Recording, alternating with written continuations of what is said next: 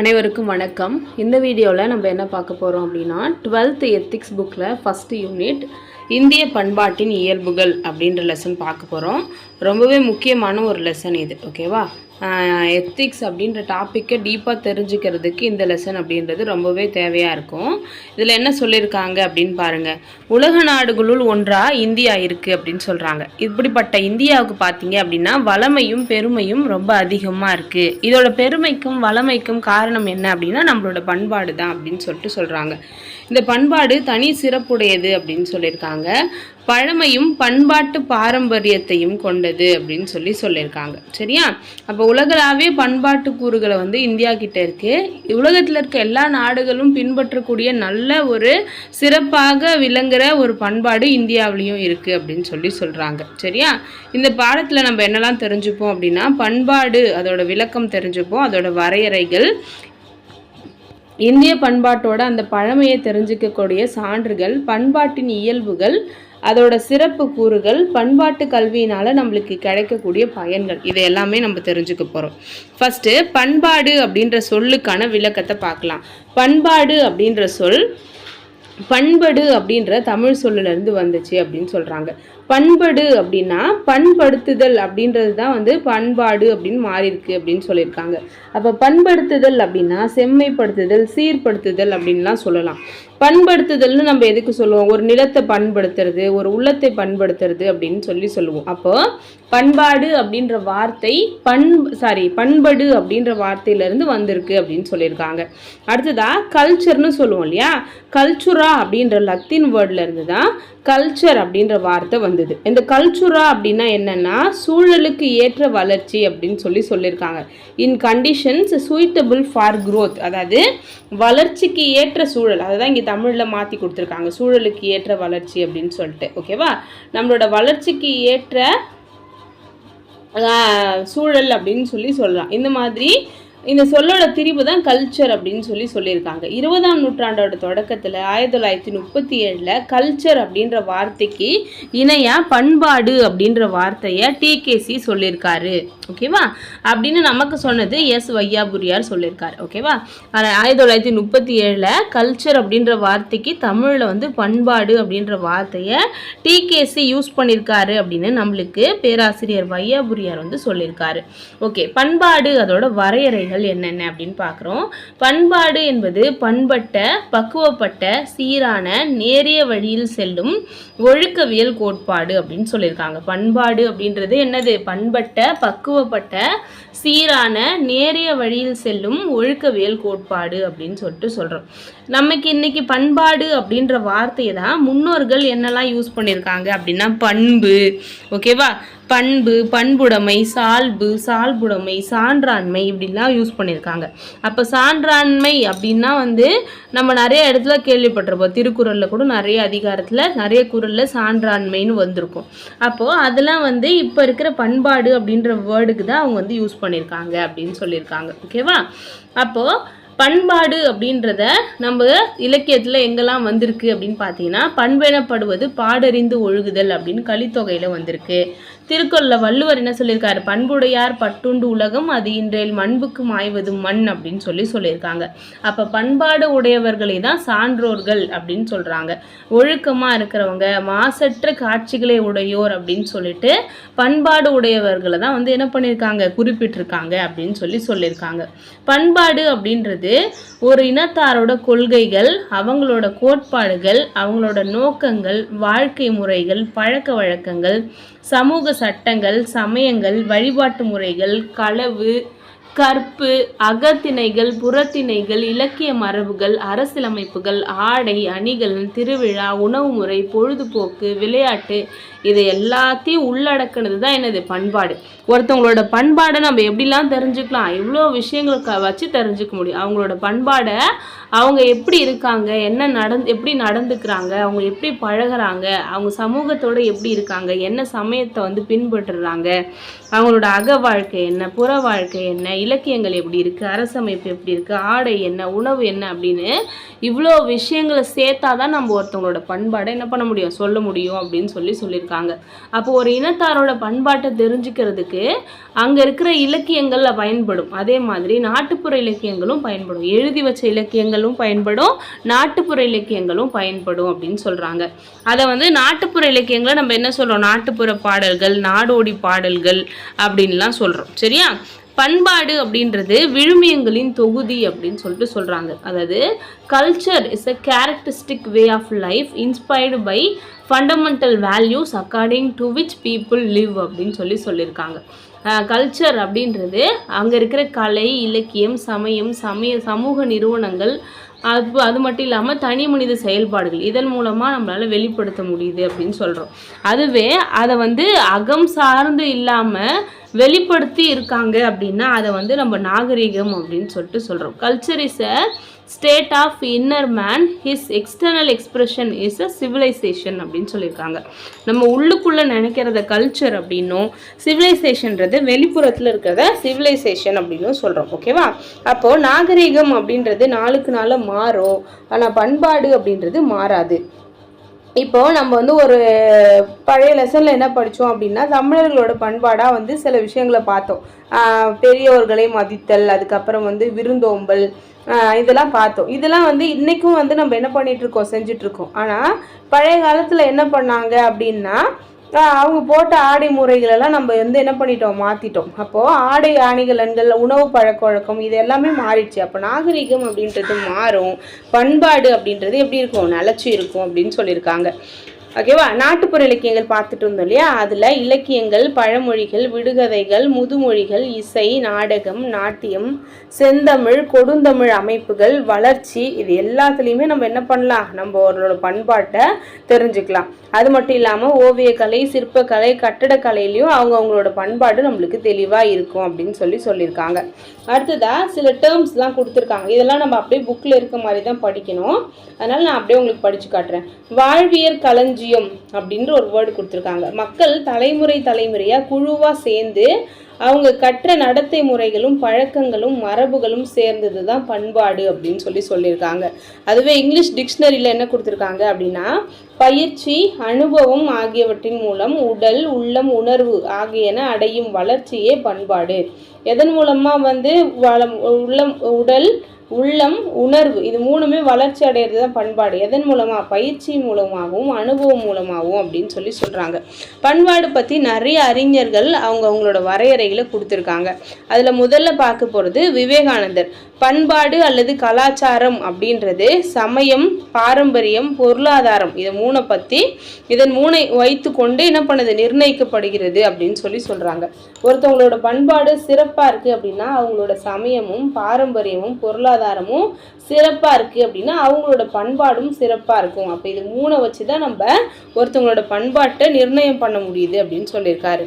அதுவே தேவநேய பாவாணர் என்ன சொல்லியிருக்காங்க அப்படின்னா, பண்படுவது தான் பண்பாடு. ஓகேவா? பண்படுதல் அப்படின்னா சீர்படுத்துதல் அல்லது திருந்துதல் அப்படின்னு சொல்கிறோம். ஒரு நிலத்தை வந்து சரி பண்ணணும் அப்படின்னா அதை வந்து நம்ம எப்படி பண்படுத்துகிறோமே, பண்படுத்தினதுக்கப்புறம் அதை வந்து நம்ம என்ன பண்ணுவோம், பண்படுத்தப்பட்ட நிலம் அப்படின்னு சொல்லுவோம். அதே மாதிரி திருந்தின ஒரு தமிழை வந்து பண்பட்ட தமிழ் அப்படின்னு சொல்கிறதுனால செந்தமிழ்னு சொல்கிறோம். அதே மாதிரி திருந்திய உள்ளம் தான் பண்பட்ட உள்ளம்னு சொல்கிறாங்க அப்படின்னு தேவநேய பாவனர் சொல்லியிருக்காரு. அடுத்ததாக பண்பாடு அப்படின்றது பொதுவாக நாகரிகத்திலே அடங்குனது. காலப்போக்கில் மக்கள் அவங்களோட மன வளர்ச்சியில் ஏற்படுற ஆக்கம் தான் பண்பாடாக மாறுது அப்படின்னு சொல்லி வைத்தியலிங்கம் வந்து சொல்லியிருக்காரு. அடுத்தது மனிதன் சமுதாயத்தின் ஓர் அங்கம். ஓகேவா? அப்படி இருக்கும் பொழுது அவன் அடைந்துள்ள அறிவு, நம்பிக்கை, கலை ஒழுக்க கோட்பாடுகள், சட்டம், பழக்க வழக்கங்கள் இது எல்லாத்தையும் அடங்கின ஒரு தொகுப்பு தான் பண்பாடு அப்படின்னு E.B. டெய்லர் வந்து சொல்லியிருக்காரு. அடுத்தது மக்களின் சிந்தனையையும் செயலும் நடவடிக்கையும் ஒவ்வொரு இனத்தவரிடமும் இருந்தும் வேறுபட்டு காணப்படுவது பண்பாடு அப்படின்னு ரூத் பெனிடிக்ஸ் அப்படின்றவங்க சொல்லியிருக்காங்க. அவரவர் அன்றாட பணிகளை நேர்மையான மனநிலையுடனும் நேர்மையான நோக்குடனும் மகிழ்ச்சியுடனும் செய்வதில் தான் பண்பாடு மிளிர்கிறது அப்படின்னு வால்டேர் வந்து சொல்லியிருக்காரு. அடுத்தது பண்பாடு என்பது இயற்கையின் மீதும் தன் மீதும் மனிதன் கொண்டிருக்கும் கட்டுப்பாடு, மனிதனுடைய ஆடை, ஆயுதங்கள், கருவிகள், மறைவிடம், ஆன்மீகம், மொழி, இலக்கியம் இதெல்லாம் உள்ளடக்கியது தான் பண்பாடு அப்படின்னு எல்வுட் மற்றும் ப்ரவுன் வந்து சொல்லியிருக்காங்க. அடுத்ததா, மனிதன் தன்னுடைய தேவைகளையும் விருப்பங்களையும் நிறைவேற்றி கொள்ள உருவாக்கிய கருவி பண்பாடு அப்படின்னு சிசி நார்த் வந்து சொல்லியிருக்காரு. ஒருவர் தம் குணநலன்களை நிரப்புவதிலும் தம்மை சூழ்ந்த சமுதாயத்தின் நலன்களை பேணுவதிலும் பேரவா கொண்டிருக்கும் நிலை பண்பாடு அப்படின்னு மேத்யூ அர்னால்ட் அப்படின்றவர் சொல்லியிருக்காரு. அடுத்ததா, பண்பாடு என்பது மக்களால் ஆக்கப்பெற்ற கருவி. இந்த ஊடகத்தை கொண்டே மக்கள் அவர்களின் தேவைகளை நிறைவு செய்து கொள்கின்றனர் அப்படின்னு மாலினோ சுசுகி அப்படின்றவங்க சொல்லியிருக்காங்க. அடுத்தது, பண்பாடு என்பது மக்கள் அனைவரும் கூட்டாக சேர்ந்து செயல்படும் போது உண்டாகும் நடத்தை முறைகளின் சேர்மமாகும். இது அந்தந்த சமூகத்திற்கு மட்டுமே உரியது, உயிரியல் நிலையில் மரபுரிமையாக வராதது அப்படின்னு ஆடம்சன் ஓபல் அப்படின்றவர் சொல்லியிருக்காரு. அடுத்தது, பண்பாடு என்பது சீரிய வாழ்வு முறை. இவ்வாழ்வு முறை மக்கள் நம்பிக்கை வைத்துள்ள அடிப்படை மதிப்பீடுகளினால் ஊக்குவிக்கப்படுகிறது அப்படின்னு KM முன்ஷி வந்து சொல்லியிருக்காரு. தனி சிறப்பு கூறுகள் நிறைந்த தனி இன சமுதாயத்தின் பண்புகளே பண்பாடு அப்படின்னு அமெரிக்க மானுடவியலாளர்கள் சொல்லியிருக்காங்களாம். அப்போது இதெல்லாம் வந்து டெஃபினிஷன்ஸ், இதெல்லாம் நம்ம தெரிஞ்சுக்கிட்டா போதும். அடுத்தது, இந்திய பண்பாட்டை அறியறதுக்கான முக்கியமான சான்றுகள். இதுக்கப்புறம் தான் நம்ம ரொம்ப முக்கியமாக கவனிக்க வேண்டியிருக்கு. இந்திய நாடு பண்பாட்டு சிறப்பு மிக்கது அப்படின்னு நம்ம சொல்கிறோம். அனைவராலையுமே போற்றக்கூடிய நிறைய பண்பாட்டு கூறுகள் நம்மளுக்கு இருக்குது அப்படின்னு சொல்கிறோம். அதை எப்படி தெரிஞ்சுக்கிறோம் அப்படின்னா, அதுக்கான சான்றுகள் வந்து நம்மளுக்கு 3 விஷயங்கள் இருக்குது. ஒன்று வந்து இலக்கியங்கள், 2வது தொல்பொருள் சான்றுகள், 3வது அயல் நாட்டவரோட குறிப்புகள். இதில் ஃபஸ்ட்டு பார்க்க போகிறது இலக்கிய சான்றுகள். ஒரு காலகட்டத்திலையுமே நடந்த நிகழ்வுகளை தெரிஞ்சுக்கிறதுக்கு நம்மளுக்கு இலக்கியங்கள் துணையாக இருக்குது அப்படின்னு சொல்கிறாங்க. அதனால தான் இலக்கியங்களை கால கண்ணாடிகள் அப்படின்னு நம்ம சொல்கிறோம். அப்போது நம்மளோட பண்பாட்டு கூறுகளோட சிறந்த வாயில்கள் அப்படின்னு பார்த்தீங்கன்னா நம்மளோட இலக்கியங்கள் தான் அப்படின்னு சொல்கிறாங்க. இலக்கியங்களை பார்க்கும்பொழுது நம்மளுக்கு நிறைய இருக்குது. ஓகேவா, என்னென்னலாம் இருக்குது அப்படின்னு பாருங்கள். தர்ம சாஸ்திரங்கள், பௌத்த சமய இலக்கியங்கள், சமண நூல்கள், தனி இலக்கியங்கள், நாட்டுப்புற இலக்கியங்கள், புராணங்கள், வேதங்கள், இதிகாசங்கள், இது எல்லாமே நம்ம சொல்லலாம். அதில் ஒன்று ஒன்றா நம்ம வந்து பார்க்க போகிறோம். ஃபஸ்ட்டு, மனித வாழ்க்கையை பிரதிபலித்து காட்டுற கால கண்ணாடிகள் தான் இலக்கியம். அதனால தான் காலத்தின் கோலத்தை அந்தந்த கால இலக்கியங்கள்ல நம்மளால தெரிஞ்சுக்க முடியும் அப்படின்னு G.A. ட்ரெலியான் அப்படின்றவர் சொல்லியிருக்காரு. Literature is allusive, each book is rooted in the soil of the time when it was written அப்படின்னு சொல்லியிருக்காரு. அப்போது இலக்கிய சான்றுகளையும் நம்ம 8 வகையாக பிரிச்சுருக்கோம். என்னென்ன அப்படின்னா நம்ம அந்த வீலில் பார்த்தோம் இல்லையா, அதில் ஃபஸ்ட்டு நம்ம பார்க்க போகிறது வேதங்கள். வேதங்களை நம்ம 4 வேதங்களாக பிரிக்கிறோம். ரிக், யஜுர், சாம, அதர்வன அப்படின்னு சொல்லிட்டு 4 வேதங்கள் இருக்குது.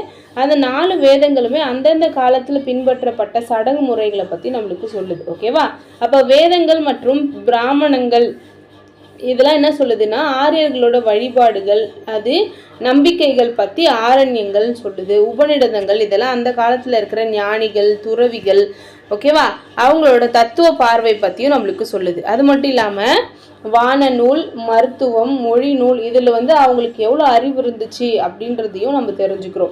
அதுக்கப்புறம் வேள்விகளோட வகைகள், இல்லற வாழ்க்கையை பற்றி, துறவர வாழ்க்கையை பற்றின நெறிமுறைகள் எல்லாம் நம்மளுக்கு வேதங்கள் வந்து நல்லா தெளிவாக வந்து சொல்லுது. சரியா, அடுத்ததாக இதிகாசங்கள். இதிகாசங்கள்னு பார்க்கும்பொழுது 2 இதிகாசங்களை நம்ம பொதுவாக சொல்கிறோம். ஒன்று ராமாயணம், 2வது மகாபாரதம் அப்படின்னு. இதில் வந்து பார்த்தீங்க அப்படின்னா நாடோடிகளாக ஆரியர்கள் வாழ்ந்தாங்க. அப்படி இருக்கும்பொழுது அவங்க என்ன பண்ணுறாங்க, அவங்களுக்குன்னு சொல்லிட்டு குடியிருப்புகளை ஏற்படுத்திட்டு வாழ்ந்ததுக்கான சான்றுகளை நம்மளால் தெரிஞ்சுக்க முடியும். அது மட்டும் இல்லாமல் அந்த காலத்தில் இருந்த அரசியல் வாழ்க்கை, சமுதாய போராட்டங்கள், நகர வாழ்க்கை, வரி எப்படி இருந்துச்சு, தண்டனை எப்படி இருந்துச்சு, பல்வேறு மக்களோட வாழ்க்கை முறைகள் எப்படி இருந்துச்சு, இதெல்லாம் நம்ம தெரிஞ்சுக்கிறோம்.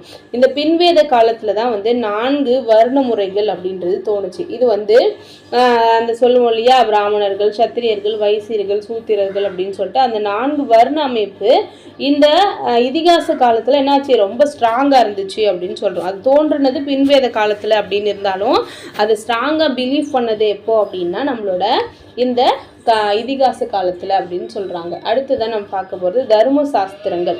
வரலாற்று சான்றுகளாகவும் பண்பாட்டு சான்றுகளாகவும் நம்மளுக்கு தர்ம சாஸ்திரங்கள் இருக்குது அப்படின்னு சொல்கிறாங்க. அது என்னென்ன அப்படின்னு பாருங்கள். மனு, யஜ்ன, வால்கியர், விஷ்ணு, பிரகஸ்பதி, நாரதர் இவங்க எழுதினது தான் வந்து தர்மசாஸ்திரங்கள் அப்படின்னு சொல்லிட்டு சொல்கிறோம். சரியா? இந்த நூல்கள் வாயிலாக நீதி அமைப்பு எப்படி இருந்துச்சு, தண்டனை வழங்கப்பட்ட முறைகள், அந்த காலத்தில் இருந்த சட்டத்திட்டங்கள், சமுதாய அமைப்புக்கேற்ற நெறிமுறைகள் இதெல்லாம் நம்ம தெரிஞ்சுக்கிறோம். அடுத்ததாக 11 கீழ்கணக்கு நூல்களில் 11 நூல்கள் என்னவா இருக்குது அப்படின்னா அறக்கருத்துக்களை சொல்லுது. அப்படி இருக்கும்பொழுது அந்த 11ல் முக்கியமானது என்ன அப்படின்னா திருக்குறள் நம்ம உலக பொதுமறை அப்படின்னே சொல்கிறோம். அப்போது அது மட்டும் இல்லாமல் ரெண்டாவது முக்கியமானதாக பார்த்தீங்கன்னா நாலடியார். அது வந்து சமண முனிவர்கள் நிறைய பேர் எழுதியிருக்காங்க. அது கூடவே அறநெறிச்சாரம் அப்படின்னு ஒரு நூல் இருக்குது. ஔவையாரோட ஆத்திச்சூடி இதெல்லாம் வந்து பார்த்தீங்க அப்படின்னா நம்மளோட பண்பாட்டை வந்து ஒரு சில பாடல்கள்லேயே நம்மளால் சொல்ல முடியுது அப்படின்னு சொல்கிறாங்க. அடுத்ததாக பௌத்த சமய இலக்கியங்கள் புத்தரோட அறிவுரைகளையும் கருத்துக்களையும் சொல்கிறது தான் பௌத்த சமய இலக்கியங்கள்னு சொல்கிறோம். இது பொதுவாக பாலி, பிராகிருதம் இந்த மொழிகளில் எழுதப்பட்டிருக்கும். பௌத்த சமய நூல்களில் 3 பிரிவாக வந்து சொல்கிறோம். சுத்த பீடகம், வினய பீடகம், அபிதம்ம பீடகம் அப்படின்னு சொல்லிட்டு. இதில் சுத்த பீடகம் என்ன சொல்லுது அப்படின்னா புத்தரோட அறிவுரைகளை சொல்லுது. வினய பீடகம் வந்து பௌத்த துறவிகளுக்கான சட்டத்திட்டங்கள் சொல்லுது. அடுத்தது அபிதம்ம பீடகம் வந்து புத்தரோட தத்துவங்களை மிகச்சிறந்த முறையில் 7 படலங்களில் வந்து தெளிவாக சொல்லுது அப்படின்னு சொல்கிறாங்க. இந்த அபிதம்ம பீடகத்தில் 7 பிரிவுகள் இருக்குதுன்னு சொன்னோம் இல்லையா? அது என்னென்ன அப்படின்னா மிலிந்த பான்ஹா, லலித விஸ்தரா, வைபுல்ய சூத்திரங்கள், நேத்தி பிரகரணம், பேதக உபதேசம் இதெல்லாம் வந்து நம்மளுக்கு வந்து இன்னும் சில நூல்கள் அப்படின்னு சொல்லி கொடுத்துருக்காங்க. ஓகேவா? அந்த 7 படலங்கள் இங்கே கொடுக்கல. மிலிந்த பன்ஹா, லலித விஸ்தரா, வைபுல்ய சூத்திரங்கள், நேத்தி பிரகரணம், பேதக உபதேசம் இதெல்லாம் மற்ற நூல்கள் அப்படின்னு சொல்லிட்டு சொல்கிறாங்க. தமிழ்நாட்டில் பார்த்தீங்க அப்படின்னா பௌத்த சமயம் பரவி இருந்துச்சு அப்படின்றத நம்மளுக்கு மணிமேகலை காப்பியங்கள் மூலமாக தெரிஞ்சுக்கணும். மணிமேகலையில் பௌத்த சமயம் பற்றின நிறைய விஷயங்களை வந்து சொல்லியிருப்பாங்க. ஓகேவா? அடுத்ததாக சமண நூல்கள். சமண நூல்களை வந்து நம்ம ஆகம சித்தாந்தங்கள் அப்படின்னு சொல்கிறாங்களாம். ஓகேவா? ஆகம சித்தாந்தங்கள் இதில் வந்து அங்கங்கள் அப்படின்னு சொல்லி அதை வந்து வகைப்படுத்தியிருப்பாங்க. அந்த அங்கங்கள் எல்லாமே என்ன சொல்லுது? சமண கோட்பாடுகளை வந்து சொல்லுது. சமண சமயத்திலேயே 2 பிரிவுகள் இருந்தாங்க. திகம்பரர், ஸ்வேதாம்பரர் அப்படின்னு 2 பிரிவுகள் இருந்தாங்க. அவங்க ஒரு பிரிவுக்குமே அவங்களுக்குன்னு சில நூல்களை வந்து செஞ்சுருந்தாங்க. தமிழில் சீவக சிந்தாமணி, சிலப்பதிகாரம் இந்த மாதிரியான பல்வேறு காப்பியங்கள், இலக்கண நூல்கள் எல்லாமே சமணத்தோட தத்துவங்களை நம்மளுக்கு சொல்லுது. அடுத்ததாக தனி இலக்கியங்கள். தனி இலக்கியங்களில் சங்ககால இலக்கியங்கள் அப்படின்னு சொன்னீங்கன்னா 10 பாட்டு 8 தொகையை வந்து சொல்கிறோம். இதில் தான் நிறைய பண்பாட்டு சிறப்புகளை நம்ம தெரிஞ்சுக்கிறோம். புறநானூறு பார்த்தீங்க அப்படின்னா நிறைய பண்பாட்டு செய்திகள் சொல்லுது. அந்த புறநானூரில் நம்ம படித்து பார்த்தீங்க அப்படின்னா 10 வகையான ஆடைகள், 28 வகையான அணிகலன்கள், 67 வகையான உணவு குறிப்புகள் நம்ம தெரிஞ்சுக்கிறோம். கடையெழு வள்ளல்கள் அவங்களோட கொடைத்திறம், பாணர், விரலியர், கூத்தர் அவங்களோட கலைத்திறம் நம்ம தெரிஞ்சுக்கிறோம். பாரத போரின் போது உதயன் சேரலாதன் அப்படின்ற மன்னன் வீரர்களுக்கு உணவு கொடுத்தான் அப்படின்ற செய்தி நம்ம புறநானூரில் தெரிஞ்சுக்கிறோம். இறந்தவர்களை தாழியில் வச்சு புதைச்சாங்க, நடுக்கல் நட்டாங்க. கணவன் இறந்ததுக்கப்புறம் பெண்கள் வந்து அவங்களோட அணிகலன்களை கழட்டிட்டாங்க, கைமை நோன்பு நோட்டுறாங்க, உடன்கட்டை ஏறினாங்க அப்படின்ற விஷயங்கள்லாம் நம்மளுக்கு புறநானூறு மூலமா தெரிஞ்சுக்க முடியுது. ஓகேவா? அதுக்கப்புறம் 8 தொகை நூலில் அகநானூறு அப்படின்னு ஒரு நூல் இருக்கு இல்லையா? அது வந்து தமிழர்களோட திருமண முறையை பற்றி சொல்லுது. யாதும் ஊரே யாவரும் கேளீர்னு புறநானூரில் கணியன் பூங்குன்றனார் சொல்லியிருப்பார். அதை வந்து நம்ம தெரிஞ்சுக்கிறோம். அன்போட சிறப்பை வந்து ஐங்குறுநூறு சொல்லுது. இல்லற வாழ்வில் மேற்கொள்ள வேண்டிய விருந்தோம்பும் பண்பு, பெரியோரை மதித்தல், வறுமையிலும் செம்மையோட இருக்கணும் அப்படின்ற பண்புகளெல்லாம் நற்றிணை சொல்லுது. மார்கழி நோன்பு பற்றின செய்திகளை வந்து கலித்தொகை சொல்லுது. அப்போ இவ்வளோ பண்பாட்டு கூறுகளையும் நம்ம இந்த மாதிரி நூல்கள்லேருந்து தெரிஞ்சுக்கிறோம். அடுத்ததாக நாட்டுப்புற இலக்கியங்கள். ஏட்டில் எழுதாம இலக்கியங்கள் அப்படின்னு சொல்லப்படுறது தான் நாட்டுப்புற இலக்கியங்கள். அதை வந்து ஒரு வாய்மொழியாக பாடுவாங்க. இது வந்து ஒரு நாட்டு மக்களோட வரலாறு, நாகரிகம், பண்பாடு, பழக்க வழக்கங்கள் இது எல்லாத்தையுமே சொல்லுது. ஓகேவா?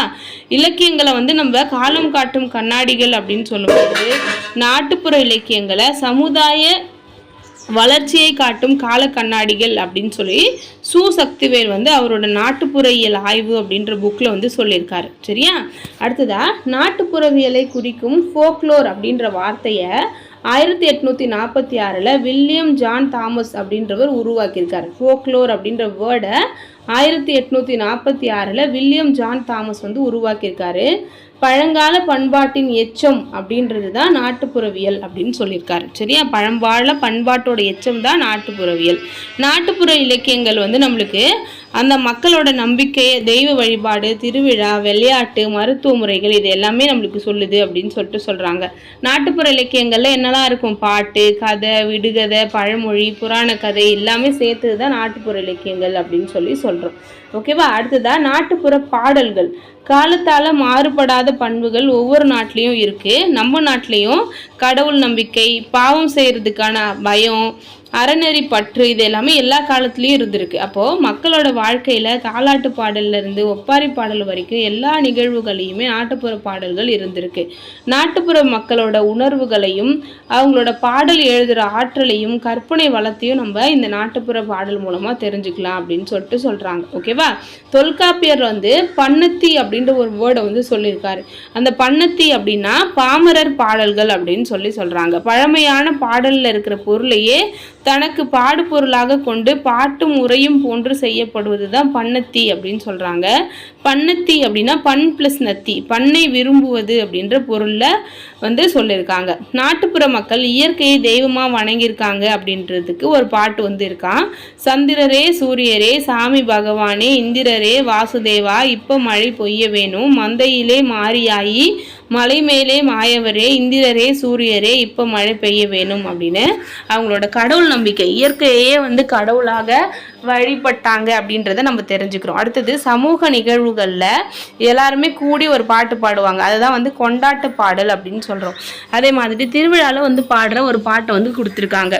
பிள்ளை 16 பெற்று பெருவாழ்வு வாழ்ந்திருங்கள், மக்கள் 16 பெற்று மங்களமாய் வாழ்ந்திருங்கள், ஆள் போல் தழைத்து அருகு போல் வேரூன்றி நலமுடனே எல்லாரும் ஞானமுடன் வாழ்ந்திடுங்கள் அப்படின்னு சொல்லிட்டு ஒவ்வொரு நிகழ்ச்சியிலுமே நாட்டுப்புற பாடல்கள் இருந்திருக்கு.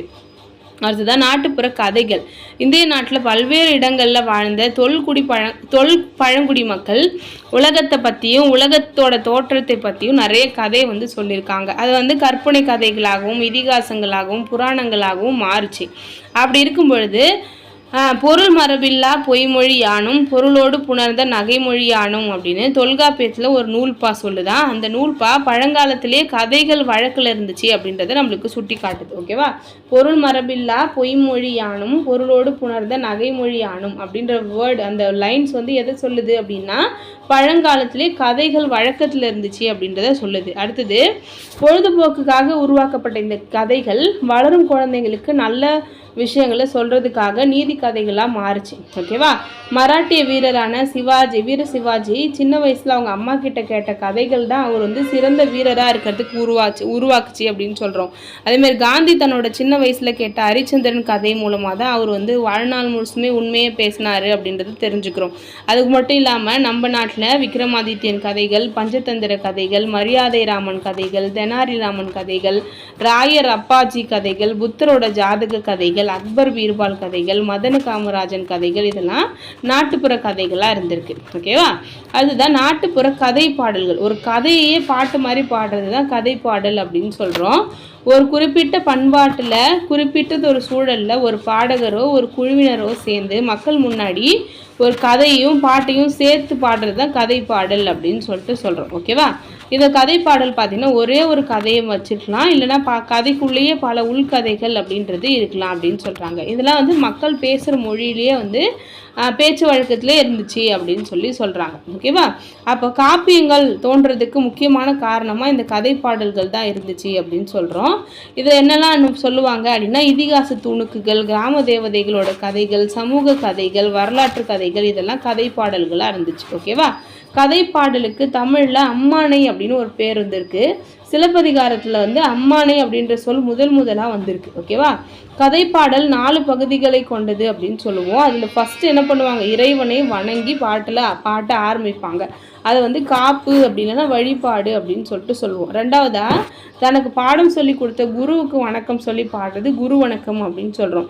அடுத்ததாக 3வது கதையை ஸ்டார்ட் பண்ணுவாங்க, அது வந்து வரலாறு அப்படின்னு சொல்லுவோம். கடைசியாக கதையை கேட்ட எல்லாருக்கும் கடவுளுக்கும் வந்து நன்றி செலுத்தி வாழ்த்து சொல்லுவாங்க, அது வந்து வாழி அப்படின்னு சொல்லிட்டு இந்த நாட்டுப்புற கதைப்பாடல் 4 ஒரு பிரிவாக பிரிச்சிருக்காங்க.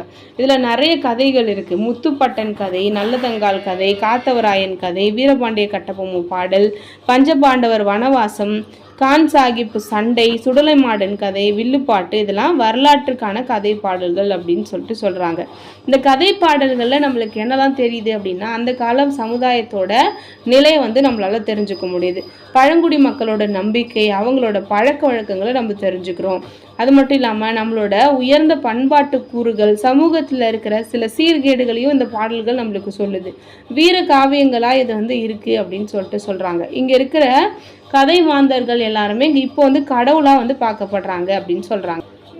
அடுத்ததா பழமொழிகள். உலக மொழிகள் எல்லாத்துலேயுமே பழமொழிகள் அப்படின்றது இருக்குது. தொன்மை காலம் முதல் இன்னைக்கு வரைக்கும் இந்த பழமொழிகள் நம்மளோட பண்பாட்டு உயர்வை காட்டுற அளவுகோலாக இருக்குது அப்படின்னு சொல்லிட்டு சொல்கிறாங்க. மக்களை கட்டுக்கோப்பாக வைக்கிறதுக்கு அறநூல்களும் சட்டத்திட்டங்களும் இருந்துச்சு. ஆனால் இப்போ அப்போ வந்து எதுவுமே இல்லாத காலத்தில் போன ஒரு நன்னெறியில் மக்களை வாழ வைக்கிறதுக்கு பழமொழி தான் வந்து இருந்துச்சு அப்படின்னு சொல்லிட்டு சொல்கிறாங்க. ஒழுக்கம் வந்து ரொம்ப ரொம்ப முக்கியமான ஒரு பண்பாக இருக்குது. சமுதாயத்தில் மக்கள் எல்லாம் நல்லொழுக்கத்தோடு வாழணும் அப்படின்றதுக்காக தான் ஒழுக்கம் உயர்வு தரும், ஒழுக்கம் உயர்குலத்திலும் உயர்வு அப்படின்ற பழமொழிகள்லாம் நம்மளுக்கு சொல்லுச்சு. அதே மாதிரி பிறருக்கு கொடுத்து உதவணும் அப்படின்றத பழுத்த மரமும் செழித்த செல்வமும் பசியாற்றவே அப்படின்னு ஒரு பழமொழி இருந்துச்சு. ஓகேவா? விருந்தோம்பல் அப்படின்றது முக்கியம் அப்படின்றத காட்ட அன்போடு அளிக்கும் கஞ்சி அறுசுவை உணவை மிஞ்சும் அப்படின்னு சொல்லி காட்டுச்சு. ஓகேவா? அதே மாதிரி கெடுவான் கேடு நினைப்பான் அப்படின்னு ஒரு பழமொழி இருக்கு. திணை விதைத்தவன் திணை அறுப்பான், வினை விதித்தவன் வினை அறுப்பான் அப்படின்னு ஒரு பழமொழி இருக்குது. முற்பகல் செய்யின் பிற்பகல் விளையும் அப்படின்ற ஒரு பழமொழி இருக்குது. அப்போது நல்ல எண்ணம் தான் வந்து நம்மளுக்கு நல்லது கொடுக்கும் அப்படின்ட்டு நம்மளை அறநெறியில் வாழறதுக்கான தேவையை வந்து உறுதியாக வந்து சொல்லுச்சு அப்படின்னு சொல்லியிருக்காங்க. அடுத்ததா பழமொழிகள் மக்களோட வாழ்க்கையோட பின்னி பணைஞ்சிருக்கு அப்படின்னு சொல்கிறாங்க. சாப்பிட்றதுக்கு முன்னாடி உப்பு போடுறது தான் வந்து நம்மளோட பழக்கம். அதனால் உண்ட வீட்டுக்கு ரெண்டகம் செய்யக்கூடாது அப்படின்றதுனால உப்பிட்டவரை உள்ளளவும் நினை அப்படின்னு ஒரு பழமொழி வந்துச்சு. சோத்துக்கு முன்னாடி உப்பு, பேச்சுக்கு முன் பழமொழி அப்படின்றது பழங்கால வழக்கத்தில் இருந்த ஒரு விஷயம் அப்படின்னு சொல்கிறாங்க. அந்த காலத்தில் பஞ்சாயத்தில் ஊர் தலைவர் என்ன பண்ணுவார் அப்படின்னா ஒரு பழமொழியை சொல்லிட்டு தான் வந்து வழக்கை வந்து ஸ்டார்ட் பண்ணுவாராம். அண்ணன் தம்பிக்குள்ளே ஏதாவது சிக்கல் அப்படின்னா ஒரு வழக்கு ஆராய தொடங்கிறதுக்கு முன்னாடி கரும்பு கட்டோடு இருந்தால் ஒரு எறும்பால் ஒன்றும் செய்ய முடியாது அப்படின்னு சொல்லிட்டு தான் பேச தொடங்குவாராம். அப்போது கரும்பு கட்டோடு இருந்தால் தான் எறும்பால் ஒன்றும் செய்ய முடியாது அப்படின்ற வார்த்தையை கேட்டோன்னே ஒற்றுமை அப்படின்றது ரொம்ப முக்கியம் அப்படின்றது தோணி அந்த பஞ்சாயத்தில் என்ன பண்ணுவாங்க, அவங்க அண்ணனும் தம்பியும் ஒத்துமையாக சேர்ந்து வாழணும் அப்படின்ட்டு நினைப்பாங்க. அப்போ அந்த பழமொழி தான் அவங்களை ஒன்று சேர்த்துது அப்படின்னு சொல்கிறாங்க. பழமொழியும் பொன்மொழியும் வேறு வேறு அப்படின்னு சொல்கிறாங்க. சிறந்த கருத்தை சொல்லுச்சு அப்படின்னா அது பொன்மொழி அப்படின்னும், உயர்ந்த பண்பாட்டை சொல்லுச்சு அப்படின்னா அது பழமொழி அப்படின்னும் சொல்லியிருக்காங்க. அடுத்து எதுகை மோனை நயங்கள் இருக்கிறதுனால இவங்க கேட்குறவங்க மனசில் வந்து இந்த பழமொழிகள் நல்லா மனசில் ஆழமாக பதிஞ்சிரும் அப்படின்னு சொல்கிறாங்க. ஓகேவா? நம்மளோட பண்பாட்டோட சிறப்பு சேர்க்கிறது என்ன அப்படின்னா நம்ம வந்து முதியோரை மதிக்கிறது ரொம்ப முக்கியம் அப்படின்னு நினைப்போம். அப்போ முதியோர் இருக்கும் வீட்டில் கலகம் ஏற்படாது, அவங்க வந்து குடும்ப ஒத்துமைக்கு என்னைக்கும் துணையாக இருப்பாங்க அப்படின்றதுனால தான் மூத்தோர் சொல் முது நெல்லிக்கனி அப்படின்னு பழமொழி வந்து சொல்லியிருக்காங்களாம். மூத்தோரை மதிக்கணும் அப்படின்ற நல்ல பண்பாட்டை நம்மளுக்கு இந்த பழமொழிகள் மூலமாக சொல்கிறாங்க. அப்போ ஒரு பழமொழி அப்படின்றது நாட்டோட பண்பாட்டையும் நாகரிகத்தையும் வரலாற்றையும் உள்ளடக்கிய கருவூலங்கள் அப்படின்னே சொல்லலாம். அடுத்ததா புராணங்கள். பண்டைய காலத்தில் இருந்த பழமையான கதைகளை தான் புராணங்கள் அப்படின்னு சொல்கிறோம். அதில் நிறைய கற்பனைகள் கலந்துருந்தாலும் இந்திய பண்பாட்டை தெரிஞ்சுக்கிறதுக்கு அது ரொம்பவே ஹெல்ப்ஃபுல்லாக இருக்குது அப்படின்னு சொல்கிறாங்க. வைதிக சமயத்தோட வளர்ச்சி, அதோட தத்துவங்கள், உருவ வழிபாடுகள், மூட நம்பிக்கைகள், சாஸ்திரங்கள், இதை பற்றி புராணங்கள் மூலமாக நம்ம தெரிஞ்சுக்கிறோம். ஒரு நாட்டில் இருக்கிற கோயில்கள், அதில் இருக்கிற விழாக்கள், மக்கள் கடைபிடிக்கிற நோன்புகள், சடங்குகள், இது எல்லாமே புராணங்களை அடிப்படையாக கொண்டு தான் வந்திருக்கு அப்படின்னு சொல்கிறாங்க. வாயு புராணம், விஷ்ணு புராணம், மச்ச புராணம், பிரம்ம புராணம், பவிஷ்யக புராணம் அப்படின்னு சொல்லி நிறைய புராணங்கள் இருக்குது. 18 புராணங்கள் இருக்குது அப்படின்னு சொல்லுவாங்க. அதில் புராண கதைகள் குறித்து நிறைய பல்வேறு அறிஞர்கள் வந்து பல்வேறு வரையறைகளை சொல்லியிருக்காங்களாம் புராண கதைக்கு. அதில் E.B. டெய்லர் என்ன சொல்லியிருக்காரு அப்படின்னா, புராண கதைகள் தங்களை உருவாக்கிய முன்னோர்கள் பற்றியும் பயன்படுத்துவோரை பற்றியும் கூறுகிறது அப்படின்னு சொல்லியிருக்காரு. மார்க்ஸ் முல்லர் என்ன சொல்லியிருக்காரு அப்படின்னா, ஒவ்வொரு புராணமும் ஏதோ ஒரு உண்மையை கூற விளைகிறது அப்படின்னு சொல்லியிருக்காரு. புராணங்களில் பார்த்தீங்க அப்படின்னா நம்மளுக்கு இயற்கைக்கு மீறின கதைகள்லாம் இருக்கும். ஓகேவா? அதில் கடவுள், தேவர், விலங்குகள், பறவைகள் அப்படின்னு சொல்லி எல்லா உயிர்களையும் சேர்த்து வந்து ஒரு கதையை வந்து உருவாக்கியிருப்பாங்க. ஓகேவா? அறிவியல் வளர்ச்சி இல்லாத அந்த காலத்தில் மக்கள் எதிர்கொண்ட சிக்கல்கள், முரண்பாடுகள், இயற்கை மீது அவங்களுக்கு இருந்த பயம், இதுக்கு எல்லாமே தீர்வு காணும் கருவியாக தான் புராணங்கள் இருந்திருக்கு அப்படின்னு சொல்லிட்டு சொல்கிறாங்க. இயற்கையாக நடைபெற நிகழ்வுகளாக இருக்கிற சூரிய கிரகணம், சந்திர கிரகணம் இதெல்லாம் பார்த்தீங்க அப்படின்னா அவங்க வந்து யோசிச்சிருக்காங்க. வானத்தை வந்து ஆணான்னு நினச்சிருக்காங்க, பெண்ணை வந்து பூமியாக பார்த்துருக்காங்க, முழு நிலவை வந்து வாழ்வோட குறியீடாகவும் அமாவாசையை வந்து இறப்பின் குறியீடாகவும் அவங்க நினச்சிருக்காங்க. சூரியனையும் சந்திரனையும் பாம்பு வந்து விழுங்கிறதுனால தான் சூரிய கிரகணம் வருது அப்படின்னு பழைய காலத்தில் கதைகள்லாம் இருக்குது. வானவில்லை வந்து கடவுளோட மந்திர வில் அப்படின்னு சொல்லியிருக்காங்க. மழை அதிகமாக பெஞ்சுது அப்படின்னா இந்த மந்திர வில்லு வந்து உருவாகும், இந்த மந்திர வில்லு வந்துச்சுன்னா மழை நின்றுடும் அப்படின்னு ஒரு புராண கதையில் சொல்லியிருக்காங்களாம். அப்போது அனைத்து உயிரினங்களும் வெள்ளத்தால் அழிக்கப்பட்டு மறுபடியும் கடவுளால் மீண்டும் படைக்கப்பட்டது அப்படின்லாம் புராண கதைகள் உலகம் ஃபுல்லாகவே இருக்குது அப்படின்னு சொல்கிறாங்க. நாட்டுப்புற தெய்வங்கள் மக்களை விட அதிகமான ஆற்றல் கொண்டது, அதுக்கு வந்து மனிதன் மாதிரியான குணம் இருக்குது அப்படின்லாம் வந்து சொல்லியிருக்காங்க. ஓகேவா? அவங்களுக்கு ஏற்படுற மனுஷங்களுக்கு ஏற்படுற இன்னல்களுக்கு தீர்வு காண்றதுக்கு தான் இந்த நாட்டுப்புற தெய்வங்கள் இருக்குது அப்படின்லாம் சொல்லியிருக்காங்க. அப்போது நாட்டுப்புற மக்களோட நம்பிக்கை, தெய்வ வழிபாடுகள், சமய சடங்குகள், பழக்க வழக்கங்கள் இது எல்லாமே நம்ம இந்த புராணங்கள் வழியாக தெரிஞ்சுக்கிறோம் அப்படின்னு சொல்லிட்டு சொல்கிறாங்க. சமூக பண்பாட்டு வரலாற்றை மீட்டுருவாக்கம் செய்ய இந்த புராணங்கள் நம்மளுக்கு யூஸ்ஃபுல்லாக இருக்குது அப்படின்னு சொல்லியிருக்காங்க. நிறைய புராணங்கள் இருக்குது. அதில் மகா புராணம், கந்த புராணம், விநாயக புராணம், பாகவதம் இதெல்லாம் முக்கியமானது அப்படின்னு சொல்லியிருக்காங்க. அடுத்ததா இந்திய பண்பாட்டோட இயல்புகளை தெரிஞ்சுக்க போகிறோம். ஒவ்வொரு சமுதாயத்துக்குன்னே சொல்லிட்டு சில குறிப்பிட்ட பண்பாட்டு இயல்புகள் இருக்குது. அது காலம் காலமாக அவங்க பின்பற்றிட்டு வர மரபுகள், சமூக நல்லிணக்க கொள்கைகள், பழக்க வழக்கங்கள், அவங்களோட கற்றல் நிலைகள் இதெல்லாம் கொண்டு தீர்மானிக்கப்படுது. அப்போ பன்னெடுங்காலமாக நம்மளோட வாழ்வியல் பண்புகளோடு நம்மளோட கால மாற்றத்துக்கு ஏற்ப அதை கொஞ்சம் கொஞ்சமாக மாற்றி மாடிஃபை பண்ணிட்டு வரோம். அப்படின்றதுனால வாழ்வியல் பண்புகளை வந்து என்ன பண்ண முடியாது, மாற்ற முடியாது. அதனால தான் பண்பாடு அப்படின்றது கொஞ்சம் கொஞ்சமாக நெகிழ்வு தன்மை இருக்குது அப்படின்னு சொல்கிறாங்க. சமுதாயத்தில் இருக்கிற ஒவ்வொருத்தருமே உயர்ந்த எண்ணங்களோடையும் சிறந்த கொள்கைகளோடையும் வாழணும் அப்படின்றது தான் ஒரு பண்பாட்டோட முக்கியமான நோக்கம். ஓகேவா? அப்போ மனித நடத்தையில் மாற்றத்தையும் பெருமையையும் உண்டாக்குறது தான் பண்பாடு அப்படின்னு சொல்கிறாங்க. ஓகேவா? இந்திய பண்பாட்டோட இயல்புகள் ஒன்று ஒன்றா நம்ம பார்க்க போகிறோம். ஃபஸ்ட்டு விஷயம் நிலைத்தன்மை. நம்மளோட நாடு வந்து பார்த்தீங்க அப்படின்னா நம்மளோட தமிழ் இலக்கியங்கள் தோன்றியே வந்து எவ்வளோ வருஷம் ஆகுது அப்படின்னு நம்மளுக்கு தெரியும். ஓகேவா? அதுக்கு முன்னாடியே வந்து ஒரு ரொம்ப முன்னாடி மக்கள் வந்து பேசி எழுதி இருந்தாங்கன்னா மட்டும்தான் இந்த அளவுக்கு இலக்கியங்களை படைக்க முடியும். அப்போது அதோட நிலைத்த தன்மை அப்படின்றது ரொம்ப ரொம்ப முக்கியம். புற வளர்ச்சி அப்படின்னு நம்ம நாகரிகத்தை சொல்கிறோம், அது வந்து மாறும். ஆனால் அக வளர்ச்சி அப்படின்னு சொல்லப்படுற பண்பாடு மாறாது. தலைமுறையாக ஒரு சமுதாயத்தினர்கிட்ட இருந்து அடுத்த சமுதாயத்துக்கு கொண்டுட்டு போகிறது தான் வந்து என்னது பண்பாடு. ஓகேவா? நம்ம பிள்ளைகிட்ட என்ன சொல்லுவோம் அப்படின்னா திருடக்கூடாது, பொய் சொல்லக்கூடாது, மற்றவங்களை ஏமாற்றக்கூடாது, பெரியவங்களை மதிக்கணும் அப்படின்னு சொல்லி வளர்த்துருப்போம். அவங்க பையனும் வந்து அவனும் அவங்க பையன்கிட்டையும் அவங்க குழந்தைகிட்டையும் என்ன சொல்லுவாங்க, அதே தான் சொல்லுவாங்க. அப்போது பண்பாடு அப்படின்றது ஒருத்தவங்க இன்னொரு தலைமுறைக்கு சொல்லி அதை கொண்டு வர்றது தான் பண்பாடு அப்படின்னு சொல்கிறாங்க. அடுத்ததான் நெகிழும் தன்மை. பண்பாடு அப்படின்றது கொஞ்சம் நெகிழும் தன்மையுடையது. எதையாச்சும் ஒன்று விடாமல் ஒரே பிடியாக பிடிச்சிட்டு இருந்தோம் அப்படின்னா அதை விட்டுட்டு போயிடும். ஆனால் அது கொஞ்சம் வளைஞ்சு நெளிஞ்சு கொஞ்சம் விட்டு கொடுக்குது அப்படின்னா அதை நம்ம கடத்திட்டு வருவோம். நாகரிகம் அப்படின்றது எந்த நிலைமையிலையும் எந்த நேரத்துலையும் வந்து முழுசாக என்ன பண்ணாது அப்படின்னா தன்னை மாற்றிக்கும். ஓகேவா?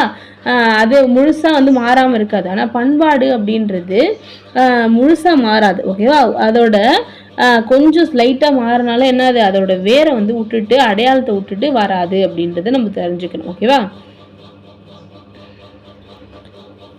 அடுத்ததான் நடைமுறை வாழ்விற்கு பயன்படுதல். அன்றாட தலைமுறையோட வாழ்வில் பண்பாடு அப்படின்றது ரொம்பவே முக்கியமாக இருக்குது. தனி மனிதனையும் சமுதாயத்தையும் முன்னேற்றத்துக்கு நம்மளோட பண்பாடு நம்மளுக்கு முக்கியமாக இருக்குது அப்படின்னு சொல்கிறாங்க. அடுத்தது முழு வளர்ச்சிக்கு உதவுதல். ஒரு மனிதனோட முழுமையான வளர்ச்சி அப்படின்றது அவனோட உடல் மற்றும் உள்ளம் ரெண்டுத்தையும் சார்ந்தது. அப்போ ரெண்டையும் பெறுவதற்கு பண்பாடு அப்படின்றது நம்மளுக்கு உதவியாக இருக்குது அப்படின்னு சொல்கிறாங்க. இதன் மூலமாக நம்ம சமுதாயத்தில் இருக்க எல்லாருக்கூடையும் இணக்கமாக வாழறோம், இயற்கையோடு பொருந்தி வாழற இயல்பையும் கொண்டு வாழ முடியுது அப்படின்னு சொல்கிறாங்க. அடுத்தது அனுபவ அறிவு. ஒரு தலைமுறையினர் அவங்களோட அனுபவத்தை என்ன சொல்லுவாங்க, மற்ற தலைமுறைகளுக்கு என்ன பண்ணுவாங்க, கடத்திட்டு போவாங்க. அவங்களோட வாழ்வியல் திறன்கள், வாழ்க்கை முறைகள் இதெல்லாம் கடத்தும் பொழுது நம்ம என்ன பண்ண முடியுது, ஒரு இளம் தலைமுறையினர் வந்து புரிஞ்சுக்கிட்டு ஒரு சிறப்பான வாழ்க்கையை வாழ முடியுது அப்படின்னு சொல்லிட்டு சொல்கிறோம். இதெல்லாம் பண்பாட்டோட இயல்புகள். அதுக்கப்புறம் இந்திய பண்பாட்டோட சிறப்பு கூறுகள். இதெல்லாம் நேச்சுரலாக எந்த பண்பாடாக இருந்தாலும் இருக்கக்கூடியது. சிறப்பு கூறுகள் அப்படின்னு பார்க்கும்பொழுது நம்மளோட இந்திய பண்பாடு தொன்மையானது. அது மட்டும் இல்லாமல் பன்முகத்தன்மை கொண்டது. பல நூற்றாண்டுகளாக பல்வேறுபட்ட சமூகங்கள், சமயங்களை சார்ந்த மக்கள் நல்லிணக்கத்தோடையும் ஒற்றுமையோடும் வாழறாங்க அப்படின்னா அது இந்தியாவில் தான் அப்படின்னு சொல்லிட்டு சொல்கிறாங்க. பல வரலாற்று அனுபவங்கள்ல இருந்தும் பல்வேறு நிகழ்வுகள்ல இருந்தும் இன்னைக்கு பண்பாடு அப்படின்றது வளர்ந்துருக்கு. இன்னைக்கான பண்பாட்டு பரவல்களோட தன்மையும் அளவும் முன்னாடி காலத்தை விட வேகமாக வளர்ந்துட்டே இருக்கு. தகவல் தொடர்பு, இணையம், மக்களோட ஊடகங்கள் இந்த மாதிரியான நவீன தொழில்நுட்பங்கள்னால நம்மளோட பண்பாடு ரொம்ப வேகமாக வளர்ந்துட்டு இருக்கு அப்படின்னு சொல்லிட்டு சொல்றாங்க. அப்போ முக்கியமான சிறப்பு கூறுகள் அப்படின்னு பார்த்தீங்கன்னா, ஃபர்ஸ்ட் ஆன்மீக அடிப்படை. இந்திய பண்பாட்டோட ஆணிவேரா நம்ம ஆன்மீகத்தை தான் சொல்றோம். ஆன்மநேய ஒருமைப்பாட்டை உணர்த்தி இறைத்தன்மை பெறுவதை இந்திய பண்பாடு வலியுறுத்துது. இந்தியாவில் இருக்கிற ஆலயங்கள் எல்லாமே பக்தி இயக்கத்தோட பெருமையை பறைசாற்றுது அப்படின்னு சொல்றாங்க. நம்ம நாட்டில் பல சமயங்கள் பின்பற்றுவோர்கள் இருக்காங்க. அவங்களோட நம்பிக்கை, பழக்க வழக்கங்கள், வழிபாடு முறை எல்லாமே மாறுது. ஆனாலும் எல்லா மதங்களும் என்ன சொல்லுது, உடல், உள்ளம், ஆன்மா இது மூணு தூய்மையா இருக்கணும் அப்படின்னு சொல்றாங்க. எல்லா மதத்துலயும் என்ன சொல்றாங்க, ஆசைதான் துன்பத்துக்கு காரணம், அதை வந்து அழிவுக்கு காரணம், அதை விட்டுடுங்க அப்படின்னு சொல்றாங்க. அதே மாதிரி எல்லா தர்மங்களுமே வந்து தர்மம், தர்ம நெறி, மறுபிறவி, அவதார கோட்பாடு இதெல்லாம் வந்து ஒத்துக்குது. அப்போ ஒன்றே குலம் ஒருவனே தேவன்னு திருமூலர் சொல்றாரு. அதே தான் வந்து இஸ்லாத்தும் சொல்லுது, கிறிஸ்டியனுட்டியும் சொல்லுது அப்படின்னு சொல்றாங்க. ஓகேவா? அப்போ சமயமும் பண்பாடும் ஒன்றோடு ஒன்று பின்னி பணைஞ்சிருக்கு. எல்லாரும்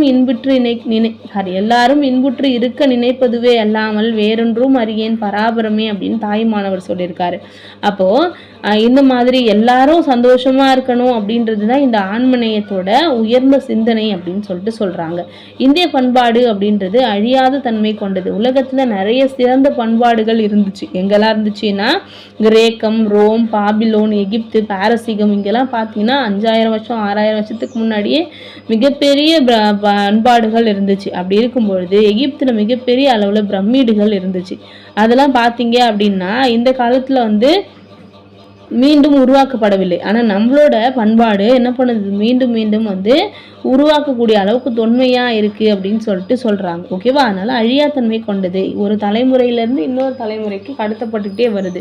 அடுத்தது சகிப்புத்தன்மையும் நல்லிணக்கமும். இந்தியாவில் பார்த்தீங்க அப்படின்னா பல்வேறு சமயம், பல்வேறு மொழி, பல்வேறு இனம், பழக்க வழக்கம், நம்பிக்கைன்னு நிறைய டிஃப்ரென்ஸ் இருந்தாலும் நம்ம எல்லாருமே இந்தியர் அப்படின்ற ஒரு வார்த்தையில என்ன பண்றோம், சேர்ந்து இருந்துருவோம். அது வந்து நம்மளோட பண்பாட்டுக்கு முக்கியமான ஒரு சிறப்பு அப்படின்னு சொல்றோம். நாட்டை பாதுகாக்கிறதுலையும் ஒத்துமையோட வாழறதுலையும் நம்ம நல்லிணக்கத்தோட இருக்கும் அப்படின்னு சொல்றோம். ஒருவருக்கு ஒருவர் விட்டு கொடுத்து வாழ்ற உயர்ந்த எண்ணம் நம்மளோட சகிப்புத்தன்மையை உருவாக்கி எல்லாரையும் ஒன்னா நினைச்சு செயல்பட வைக்குது அப்படின்னு சொல்லியிருக்காங்க. அடுத்ததான் மனிதநேயம். நம்ம வந்து மற்றவங்க வந்து நம்ம கிட்ட அன்பு காட்டணும் அப்படின்னு நினைக்கிற மாதிரியே நம்மளும் அடுத்தவங்க கிட்ட அன்பா இருக்கணும் அப்படின்றது தான் வந்து மனிதநேயத்துக்கான அடிப்படைன்னு சொல்றோம். அப்படி இருக்கிற மனப்பக்குவம் கொண்டவங்களை தான் பண்பாடு உடையவர்கள் அப்படின்னு சொல்றோம். இனம், மொழி, சமயம் இதெல்லாம் கடந்து ஒருத்தவங்களும் மற்றவங்க கிட்ட அன்போடு இருக்கணும் அப்படின்ற உயரிய மனிதநேய பண்பும் பொதுமையை வரவேற்கும் பண்பும் இந்திய பண்பாட்டுக்கே உரிய சிறப்பு அப்படின்னு சொல்றாங்க. அடுத்ததா தத்துவ கோட்பாடுகள். இந்திய பண்பாட்டோட சிறப்புக்கு அதோட தத்துவ கருத்துகள் அப்படின்றது ரொம்பவே முக்கியம் அப்படின்னு சொல்றாங்க. இதுல நிறைய ஞானிகள், முனிவர்கள், ரிஷிகள், சித்தர்கள் இவங்க எல்லாருமே சொன்ன உயர்ந்த சிந்தனைகள் எல்லாம் நம்ம பின்பற்றிட்டு வர்றோம் அப்படின்னு சொல்றாங்க. மனிதனோட புற சிந்தனையையும் அகச்சிந்தனையும் தூய்மைப்படுத்தி அதோட வளர்ச்சிக்கு இந்த தத்துவ கருத்துகள் அப்படின்றது உதவுது. ஓகேவா? வேதங்கள், உபநிடதங்கள், காவியங்கள், புராணங்கள், பகவத்கீதை இந்த மாதிரியான தத்துவ மறைகள் வந்து மனிதனோட பண்பாட்டுல இருக்கிற சிறப்பு வந்து நம்மளுக்கு சொல்லுது அப்படின்னு சொல்றாங்க. நிறைய சமயங்கள் இருக்கு நம்ம நாட்டுல. சமணம், பௌத்தம், கிறிஸ்துவம், இஸ்லாம் அப்படின்னு எல்லா இடத்துலயும் பக்தி இயக்கங்கள் அப்படின்னு வரும்பொழுது பக்தி இலக்கியங்கள் உருவாச்சு. அப்போ அந்த பக்தி இலக்கியங்கள் சமயத்தோட மறை பொருளை வந்து நம்மளுக்கு தெளிவா வந்து சொல்லுது. மேன்மையான சிந்தனைகள் எல்லா பகுதிகளில் இருந்தும் நம்மிடம் வரட்டும் அப்படின்னு ரிக்வேதம் வந்து சொல்லியிருக்கு. அப்போ அனைத்து பண்பாடுகள்லையும் இருக்கிற நல்ல கருத்துக்களை உள்வாங்கி உலகத்துல உயர்ந்து நிற்கிறது நம்மளோட இந்திய பண்பாடு அப்படின்னு சொல்லி அடுத்ததா இந்திய பண்பாட்டில் அழிவில்லாத மதிப்பீடுகளின் நிலை அப்படின்னு சொல்லியிருக்காங்க. ஃபஸ்ட்டு அன்பு, ஒருவர் மீது ஒருவர் செலுத்தும் பாசம் தான் அன்பு அப்படின்னு சொல்கிறோம். இது இரக்கம், பரிவு, கருணை இந்த மாதிரி பல சொற்களால் அழைக்கப்படுது. அருளின் அடிப்படையே அன்பு அப்படின்னு சொல்கிறாங்க. அடுத்ததாக சத்தியம், சத்தியம்னா உண்மை அப்படின்னு சொல்கிறோம். உள்ளத்தில் இருந்து வருவது உண்மை அப்படின்னும், வாயிலிருந்து வர்றதுனால வாய்மை அப்படின்னு சொல்கிறோம். உடலால் வருவதனால மெய்மை அப்படின்னு சொல்கிறோம். இது எல்லாத்தையும் சொல்கிறது தான், சேர்த்து சொல்கிறது தான் சத்தியம் அப்படின்னு சொல்கிறாங்க. சரியா? அடுத்ததான் நம்ம பார்க்க போகிறது தர்மம். இந்த பிரபஞ்சம் இயங்கி கொண்டிருப்பதே தர்மத்தின் அடிப்படையிலே அப்படின்னு சொல்கிறாங்க. பிறருக்கு உதவுவது, அதாவது கஷ்டப்படுறவங்களுக்கு ஹெல்ப் பண்ணுறதை தமிழில் அறம், ஈகை அப்படின்லாம் சொல்கிறோம். அடுத்தது அஹிம்சை, கொல்லாமை, அதுதான் நம்ம அஹிம்சைன்னு சொல்கிறோம். எண்ணம், சொல், செயல், இது மூணு மேலுமையும் நம்ம யாருக்குமே எந்த துன்பமும் கொடுக்காம இருக்கோம் அப்படின்னா அதுதான் அஹிம்சை அப்படின்னு சொல்கிறோம். அடுத்ததாக சாந்தம், மன நிம்மதியை தான் சாந்தம் அப்படின்னு சொல்கிறாங்க. மன நிம்மதி தான் மன அமைதிக்கு வழிவகுக்குது. ஒருவன் இறைவனிடத்தில் தன்னை அர்ப்பணிக்கும் பொழுது சாந்தம் அப்படின்றது கிடைக்குது அப்படின்னு சொல்கிறாங்க. அடுத்ததா சகோதரத்துவம், மனித சமூகத்தில் அனைவருமே சகோதரர்கள் தான். எல்லாரும் ஓரினம், எல்லாரும் ஓர் நிறை அப்படின்னு சொல்றது தான் சகோதரத்துவம். இதுதான் கணியன் பூங்குன்றனார் யாதும் ஊரே யாவரும் கேளீர் அப்படின்னு சொல்லியிருக்காரு. அடுத்ததா கருணை, பிற உயிர்களிடத்து காட்டுற அன்பை தான் கருணை அப்படின்னு சொல்றோம். உயிர் இரக்கமே பேரின்ப வீட்டின் திறவுகோல் அப்படின்னு சொல்லியிருப்பாங்க இல்லையா? அப்போ எல்லா உயிர்களிடத்துமே இரக்கத்தோடு இருக்கணும் அப்படின்றது தான் கருணை அப்படின்னு சொல்றாங்க. ஓகேவா? அடுத்த டாபிக் பார்க்க போகிறோம். பண்பாடு பற்றியும் நாகரிகம் பற்றியும் தெரிஞ்சுக்க போகிறோம். பண்பாடுன்னா என்ன, நாகரிகம்னா என்ன அப்படின்னு சொல்லிட்டு. நாகரிகம் அப்படின்னா என்ன? ஒரு மனித வாழ்வோட தொடக்க காலம் பார்த்தீங்க அப்படின்னா பழைய கற்காலம், புதிய கற்காலம் அப்படின்னு சொல்லிட்டு நம்ம பிரித்து பார்த்துருப்போம். அப்படி இருக்கும் பொழுது மன வளர்ச்சி, அறிவு வளர்ச்சி எல்லாம் இல்லாமல் விலங்குகள் மாதிரியே மனிதர்கள் வாழ்ந்தாங்க பழைய கற்காலத்தில். கரடு முரடான கற்களை கருவிகளாக யூஸ் பண்ணாங்க. அதுக்கப்புறம் புதிய கற்காலத்தில் பார்த்தீங்கன்னா கொஞ்சம் ஷார்ப்பான வழுவழுப்பான கற்களை யூஸ் பண்ண ஆரம்பித்தாங்க. அப்போ கொஞ்சம் கொஞ்சமாக அவங்களோட மூளை வளர்ந்து அறிவு வளர்ச்சி உருவாச்சு அப்படின்னு சொல்கிறோம். அதுக்கப்புறம் உலோகங்களை கண்டுபிடிச்சி பயன்படுத்தினாங்க. தொடக்கத்தில் வேட்டையாடிட்டு இருந்த மனுஷன் பின்னாடி கால்நடைகளை வளர்த்தான், உழவு தொழில் செஞ்சான், நெசவு தொழில் செஞ்சான். பொருளாதாரத்தில் முன்னேறும் பொழுது அவன் வசதியாக வீடு கட்டிக்கிட்டான். அவனோட புற வாழ்வு, அதாவது வெளியில் அழகாக இருக்கணும் அப்படின்றதுக்காக ஆடை, அணிகலன்கள், மேக்கப் செட்லாம் போட்டுக்கிட்டான். நிறைய சாப்பாடு விதவிதமாக செஞ்சு சாப்பிட்டான். பாத்திரங்களை வச்சுட்டான். வானம் அலாவிய கோபுரங்கள், வானத்து அளவுக்கு உயர்ந்த கோபுரங்களை கட்டினான். மாட மாளிகைகளை கட்டினான். ஓகேவா? நிறைய காரு, பஸ்ஸு, தேர் அப்படின்னு வாங்கினான். நிறைய மின்சாரத்தை கண்டுபிடிச்சி மின் சாதனங்களை கண்டுபிடிச்சான். அப்போது அன்றாட வாழ்க்கையில் அவன் அவனோட வசதியை பெருக்கிட்டே இருந்தான். இந்த மாதிரி புற தேவைகளோட வளர்ச்சியை தான் நம்ம நாகரிகம் அப்படின்னு சொல்கிறோம். அப்போ நாகரிகம் அப்படின்ற வார்த்தை நகர் அப்படின்ற சொல்லின் அடியாக தான் பறந்துருக்கு. ஒரு நகரத்தோட அகம் தான் நகரம். அப்போ நாகரிகம், நகரம், நகரிகம், நாகரிகம்னு மாறுது. ஓகேவா? அப்போ சின்ன ஊரில் மக்களில் இருக்கிறவங்களோட வசதி வாய்ப்புலாம் பார்த்தீங்க அப்படின்னா ரொம்ப கம்மியாக இருக்கும். ஆனால் நகர வாழ்க்கையில் இருக்கவங்க பார்த்தீங்கன்னா, சிட்டியில் இருக்கவங்க பார்த்தீங்கன்னா அவங்களோட வாழ்க்கை வேறு மாதிரி இருக்கும். அப்போது நகரத்தில் வாழ்கிற மக்களோட அந்த அகம் தான் நாகரிகம் அப்படின்ற வார்த்தை வந்திருக்கு அப்படின்னு சொல்கிறாங்க. புற வளர்ச்சி நாளுக்கு நாள் வளர்ச்சி அடைஞ்சிக்கிட்டே வரும். ஓகேவா? ஒருத்தவங்க நேற்று இருந்த மாதிரியே இன்னைக்கு இருப்பாங்களா அப்படின்னு கேட்டால் இல்லை. நேற்று இருந்ததை விட இன்னைக்கு பணக்காரங்களாக ஆகும்போது அவங்களோட வசதி வாய்ப்புகள் அதிகமாகும் போது அவங்களோட ஆடம்பரம் அப்படின்றதும் அதிகமாகிட்டே போகும். அதுதான் நாகரிகம்னு சொல்கிறோம். பண்பாடு, நாகரிகம் ரெண்டுமே ஒரே டேர்ம் கிடையாது. ஓகேவா? பண்பாடுனா வேற, நாகரிகம்னா வேற. அப்போ அதில் இருக்கிற ஒற்றுமை என்ன, வேற்றுமை என்ன அப்படின்னு தெரிஞ்சுக்க போகிறோம். நாகரிகமும் பண்பாடும் டிஃப்ரெண்ட்டு அப்படின்னு சொன்னாலும் ரெண்டுமே ஒன்றுக்கு ஒன்று தொடர்புடையது அப்படின்னு சொல்கிறோம். சரியா? நாகரிகம் அப்படின்றது ஒரு மனிதனோட புற வளர்ச்சியை சொல்லுது. பண்பாடு அப்படின்றது அக வளர்ச்சியையும் ஆன்மீக வளர்ச்சியையும், ஆன்மீக உயர் வளர்ச்சிக்கு உறுதுணையாகவும் இருக்குது அப்படின்னு சொல்கிறாங்க. மனித வாழ்க்கையில் 2 அடிப்படை கூறுகள் அப்படின்னா உடலும் உயிரும் அப்படின்னு சொல்கிறோம். இதில் நாகரிகம் அப்படின்றது உடலை குறிக்குது. அதுக்கப்புறம் பண்பாடு அப்படின்றது என்னது, உயிரை குறிக்குது அப்படின்னு சொல்லிட்டு சொல்கிறாங்க. புற தேவைகளோட வளர்ச்சியினால் ஒரு நாடு இன்னைக்கு எல்லா துறைகள்லையுமே உலக புகழ் பெற்று முதலிடத்தில் இருக்குது அப்படின்னு சொல்லிட்டு சொல்கிறோம். அந்த நாட்டில் அறிவியல் துறை, தொழில்துறை, இந்த மாதிரி கண்டுபிடிப்புகள் இதெல்லாம் அந்த மக்களோட வாழ்க்கை தரத்தை உயர்த்திருக்கு. தொழில் வளர்ச்சியினால் பொருளாதாரம் உயர்ந்திருக்கு. இது எல்லாமே அவங்களோட புற வளர்ச்சியை வந்து சொல்கிறோம்.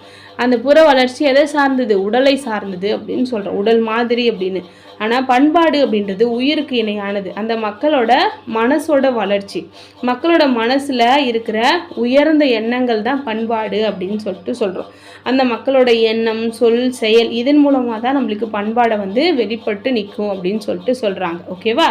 அது என்னென்னலாம் சொல்லலாம் அப்படின்னா, ஒரு நாட்டில் இருக்க மக்கள் எந்த அளவுக்கு ஒழுக்கமாக இருக்காங்க, பணிவாக இருக்காங்க, வாய்மையாக இருக்காங்க, ஓகேவா, தூய்மையாக இருக்காங்க, இறக்க குணத்தோடு இருக்காங்க, மனிதநேயத்தோடு இருக்காங்க அப்படின்றது தான் வந்து பண்பாட்டில் நம்ம தெரிஞ்சுக்கிறோம். அப்போ உடல் இல்லாமல் உயிர் இல்லை அப்படின்ற மாதிரி நாகரிகமும் பண்பாடும் என்றைக்குமே ஒன்றுக்கு ஒன்று தொடர்புடையது அப்படின்னு சொல்லி சொல்கிறோம். சரியா? இது வரைக்கும் ஒற்றுமையை பார்த்தோம். அடுத்தது வேற்றுமைகள். நாகரிகம் அப்படின்றது புற வளர்ச்சி, பண்பாடு அப்படின்றது அக வளர்ச்சி. புற வளர்ச்சியை குறிக்கும் நாகரிகத்தில் காலத்தின் தன்மையை நம்மளால் அளவிட்டு சொல்ல முடியும். ஓகேவா? நாகரிகத்தில் பார்த்தீங்கன்னா நம்ம பார்த்தோம் இல்லையா, வந்து பழைய கற்காலம், புதிய கற்காலம் அப்படின்னு சொல்லி நம்மளால் பிரித்து பார்க்க முடியும். ஆனால் சூழ்நிலைக்கு ஏற்ப மாறுற அந்த அக உணர்ச்சியை பிரித்து நம்மளால் பார்க்க முடியாது. அன்னைக்கு இருந்தவங்க எல்லாருமே நல்லவங்களா இருந்தாங்க, இன்றைக்கி இருக்கவங்க எல்லாருமே கெட்டவங்களா இருக்காங்கன்னு நம்மளால் ஒரு இதாக சொல்ல முடியாது இல்லையா, ஒரு ஸ்டேட்மெண்ட்டு. அதுதான் வந்து பண்பாட்டை வந்து நம்மளால் அளவிட முடியாது அப்படின்னு சொல்லிட்டு சொல்கிறாங்க. நாகரிகத்தோட வளர்ச்சி ரொம்ப வேகமாக இருக்கும். ஓகேவா? ஆனால் பண்பாட்டோட வளர்ச்சி அப்படின்றது சீரானதாக இருக்கும். ஓகேவா? நாகரிக மாற்றங்கள், வளர்ச்சிகள் உலகில் எந்த நாட்டில் எந்த இடத்தில் ஏற்பட்டாலும் எவ்வித கடினமும் இல்லாமல் எல்லாராலும் பின்பற்ற முடியும். ஆனால் பண்பாடு அப்படின்றது ரொம்ப கஷ்டம் அப்படின்னு சொல்கிறாங்க. இப்போ ஒருத்தவங்க கிட்ட பொய் சொல்லக்கூடாது அப்படின்னு சொன்னால் அந்த பண்பாட்டிலேயே பிறந்து வளர்ந்தவங்களால மட்டும்தான் அதை வந்து பின்பற்ற முடியும். மற்றவங்களால அதை ஈஸியாக ஃபாலோ பண்ண முடியாது. ஓகேவா? தகவல் தொடர்பு சாதனங்களின் பயன்பாடு இந்த உலகத்தில் எந்த பகுதியிலையும் மாறாமல் இருக்குது. மாற்றங்களை வந்து நம்ம தெரிஞ்சுக்கிட்டு உடனே யூஸ் பண்ணிக்கலாம். ஓகேவா? கலைகள், இலக்கியங்கள், சமய கோட்பாடுகள் இதெல்லாம் பார்த்தீங்கன்னா ஒருத்தவங்களுக்கும் நடுவில் டிஃப்ரென்ஸ் வந்து இருக்குது அப்படின்னு சொல்லிட்டு சொல்கிறாங்க. ஓகேவா? அடுத்ததாக என்ன கொடுத்துருக்காங்க அப்படின்னு பார்த்தீங்கன்னா, நாகரிகத்துக்கும் பண்பாட்டுக்கும் நடுவில் நிறைய டிஃப்ரென்ஸ் இருந்தாலும் புற வாழ்க்கையை அடிப்படையாக கொண்டு நாகரிகம் இல்லை அப்படின்னா சிறந்த பண்பாட்டை நம்மளால் காண முடியாது அப்படின்னு சொல்லியிருக்காங்க. அமைதியின்மை, அச்சம், குழப்பம், பொறாமை, பூசல், உடலிலும் உள்ளத்திலும் முதிர்ச்சியற்ற நிலை, ஒவ்வாத நிலை இதெல்லாம் காணப்பட்டுச்சு அப்படின்னா பண்பாடு வளர்ச்சி அடையாது. ஓகேவா? அதே நிலை தான் நாகரிக வளர்ச்சிக்கும் தான் அப்படின்னு சொல்கிறாங்க. அப்படி இருக்கும்பொழுது பண்பாடு வந்து அக வளர்ச்சியின் அடிப்படையில் ஆன்ம வேட்கையை நிறைவு செய்து கொண்டு புற வளர்ச்சி ஆகிய நாகரிக கூறுகளில் சிறந்தவற்றை ஏற்று அல்லாதவற்றை நீக்கி வாழ்ந்தால் இந்த வாழ்க்கை இனிமையாக இருக்கும் அப்படின்னு சொல்கிறாங்க. இந்த நாட்டில் பார்த்தீங்க அப்படின்னா இன்னைக்கு காலத்துக்கு அணுசக்தி அப்படின்றது ரொம்பவே வளர்ந்து ஒரு துறையாக இருக்குது. அந்த நல்லதை மட்டும் நம்ம அந்த வளர்ச்சியில் வந்து நம்ம மின்சக்தி மற்றும் நலப்பணிகளுக்கு பயன்படுத்தலாமே கொஞ்சம், அழிவுக்கு என்ன பண்ணக்கூடாது, பயன்படுத்தக்கூடாது அப்படின்னு சொல்லியிருக்காங்க. அடுத்ததாக வேற்றுமையில் ஒற்றுமை அப்படின்றத பற்றி பார்க்குறோம். நம்ம நாட்டில் பல்வேறு மொழி பேசுவோர் வாழறாங்க. இனம், மொழி, சமயம், உணவு, உடை, பழக்க வழக்கம், வாழிடம், தொழில், விழாக்கள், வழிபாடுகள் எல்லாத்துலேயுமே வந்து ஒருத்தவங்க டிஃப்ரென்ஸ் தான் இருக்குது. அப்படி இருந்தாலும் நம்ம வேற்றுமையில் ஒற்றுமையாக வந்து வாழறோம் அப்படின்னு சொல்கிறாங்க. ஓகேவா? அடுத்தது பண்பாட்டு கல்வி.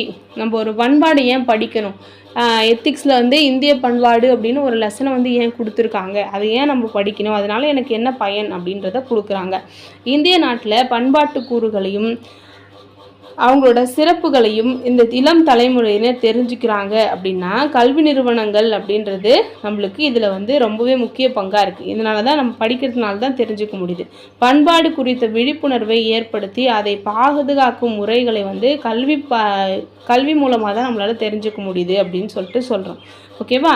அப்போது இதனால் என்ன பயன் அப்படின்னா வாழ்வோட உறுதி பொருள்களை அறிய செய்தல். நம்ம ஒரு வாழ்க்கையை வாழறோம் அப்படின்னா எதுக்காக வாழணும் அப்படின்றத நம்ம தெரிஞ்சுக்கணும். தெரிஞ்சுக்கணும். எதுக்காக வாழணும்? அறம், பொருள், இன்பம், வீடு, இது 4 தான் ஒரு மனுஷனுக்கு தேவையானது.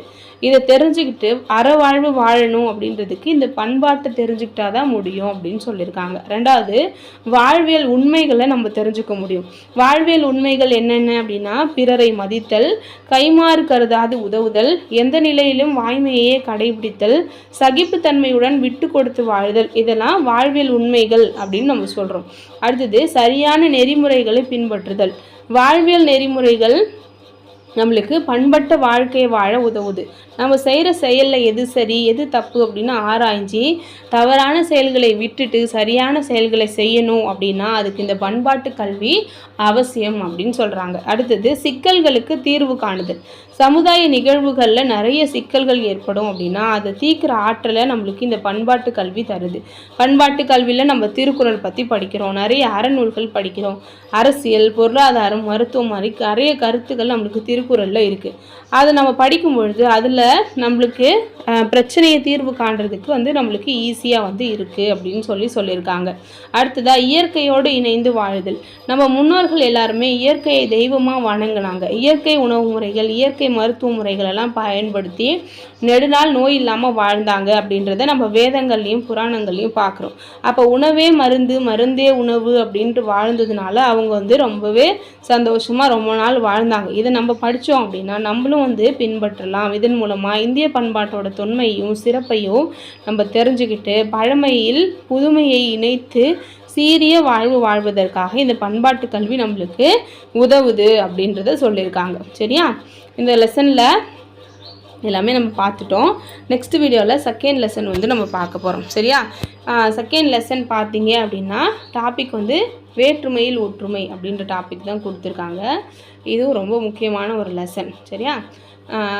இந்த வீடியோ உங்களுக்கு யூஸ்ஃபுல்லாக இருக்கும் அப்படின்னு நம்புகிறேன். நெக்ஸ்ட் வீடியோவில் பார்க்கலாம்.